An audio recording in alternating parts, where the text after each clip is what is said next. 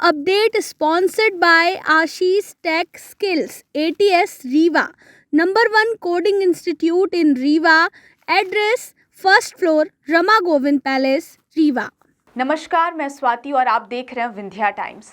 रीवा गोविंदगढ़ में ललितपुर सिंगरौली में किसानों द्वारा तीसरे दिन भी आमरण अनशन जारी रहा।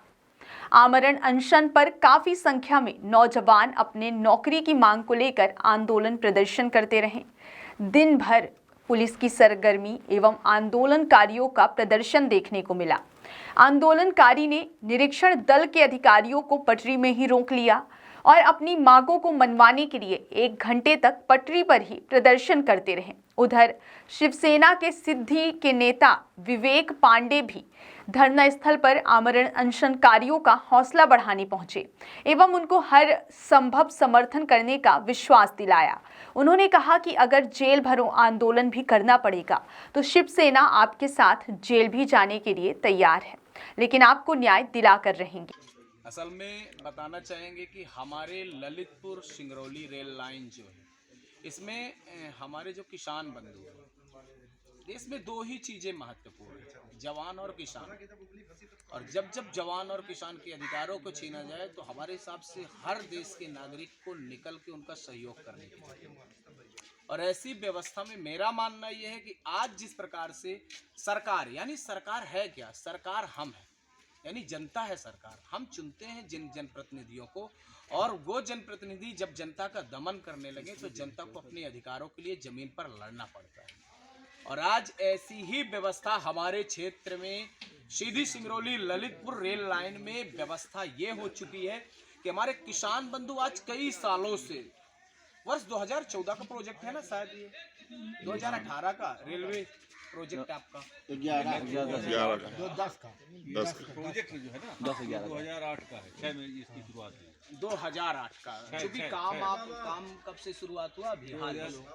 10 से बढ़ती। अच्छा, 2006 से 2019 में तो सीधी सांसद थी रीति पाठक, वो तो कह रही थी 2019 में ही आ जाएगा। 2023 में भी अभी कार्य पूर्ण नहीं हुआ, लेकिन कार्य पूर्ण होने से पहले जिन किसानों का जीवन यापन आपके कहीं न कहीं जो चल रहा था, वो परिवारों का जीवन या मोटा मुआवजे थे जो मूल्यांकन थे, दे तो दिए, लेकिन उस तरीके से संतुष्ट नहीं कर पाए जिनसे जीवन का भरण पोषण चल सके, एक रोजगार प्राप्त हो सके। रेलवे बोर्ड का सदैव से एक वादा रहा है कि हर परिवार से एक सदस्य का रोजगार के लिए वादे किए गए थे जिनकी भूमि बचेगी। वर्ष 2018 में इस प्रोजेक्ट को लॉन्च भी किया गया, बहुत सारे लोगों को रोजगार मिला, लेकिन बहुत सारे भूमि के परिवार जो थे, किसान बंधु, वो कहीं ना कहीं वंचित रह गए इस व्यवस्था से। और ऐसी व्यवस्था में अभी भी 2023 तक ये आंदोलन जारी है और आज भी किसान बंधु अपने अधिकारों के लिए लड़ रहे हैं। जैसा कि हमारे साथ हमारे परिवारजन के वरिष्ठ जन आप देख रहे होंगे, 3 दिनों से भूखे पड़े हुए हैं हमारे किसान बंधु। आज ये सरकार, ये सिस्टम, आप मंत्रिमंडल गठन में हैं, आप प्रदेश के चुनावी एजेंडे में हैं, सर पे लोकसभा है और अपेक्षित करते हैं मतदाता जागरूकता अभियान। किस हक से आप किसानों के बीच में आएंगे मतदाता जागरूकता करने? किस अधिकारों से कह पाएंगे जब आप किसानों से आएंगे वोट करने? तो ये किसानों की व्यथा कि आज भूखे मर रहे हैं और आप फिर यही लोकसभा में चुनावी एजेंडे लेके आए। तो ये सारी व्यवस्था को लेकर देखिए 3 दिन से आंदोलन जारी है।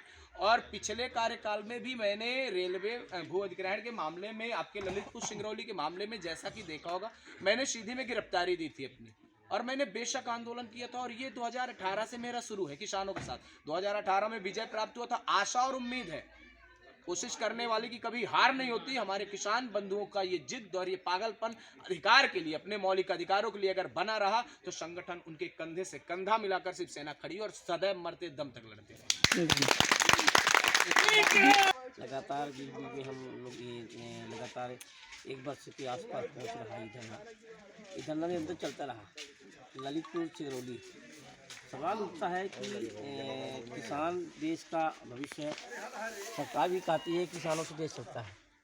अब जब किसानों की रोजी रोटी छीन रही है, किसानों की ज़मीन छीन ली गई, उनके परिवार को रोज़गार नहीं दिया जा रहा है, इन मुद्दों पर लगातार निरंतर आंदोलन, प्रदर्शन, गिरफ्तारी, फर्जी मामले लगातार किसानों चले। किसान लोकतांत्रिक तरीके से गांधीवादी तरीके से संविधान के हिसाब से उन्होंने धरना जारी रखे रहे, अपनी बीच बीच में मांग करते रहे।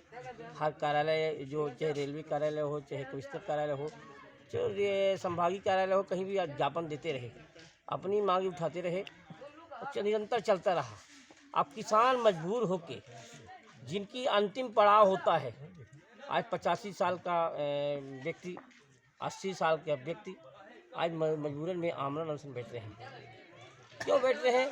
मतलब एक बात, सरकार यहाँ देश के जो नीतियाँ हैं, पूरे देश के अंदर उन नीतियाँ के खिलाफ, जब ये कहते हैं कि भाई अब जब सीधे जब संविधान लिखा था, रेलवे एक्ट में लिखा था कि भाई जिनकी ज़मीन अधिग्रहण की जाएगी, उनके बच्चों का, उनके परिवार को रोजगार दिया जाएगा, नौकरी दी जाएगी।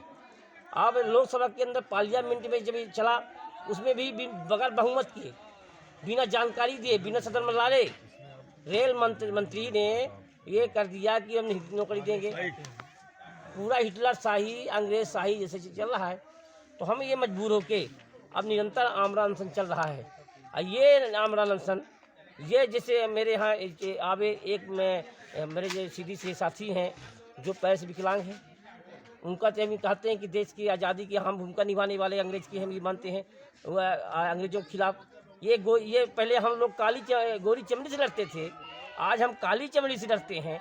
आज से विकलांग भैया जो कुमार रंजीत सिंह जी, वो भी धरने में बैठे हैं, उनकी पत्नी भी अनशन बैठी है, वो भी अनशन बैठे हैं।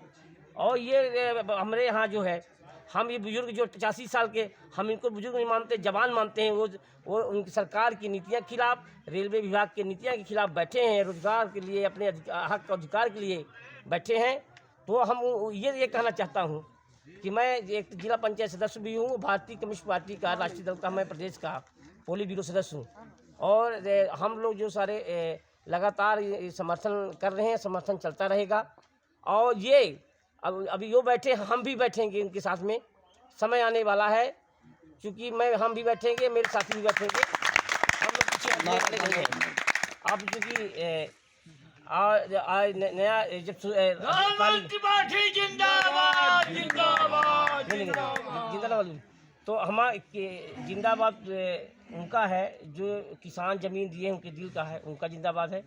दूसरी बात ये है कि ये जब काली रात आएगी, सुबह उजाला आएगा, दिन आएगा, आने वाला समय किसानों को होगा। हम हक और अधिकार के लिए मर मिटने वाले लोग हैं, झुकने वाले नहीं हैं, टूटने वाले नहीं हैं, बिकने वाले नहीं हैं। हम लोग जो है किसानों का, आज किसान दिवस है, आज पूरे देश के अंदर सरकार भी मना रही किसान साक्षात।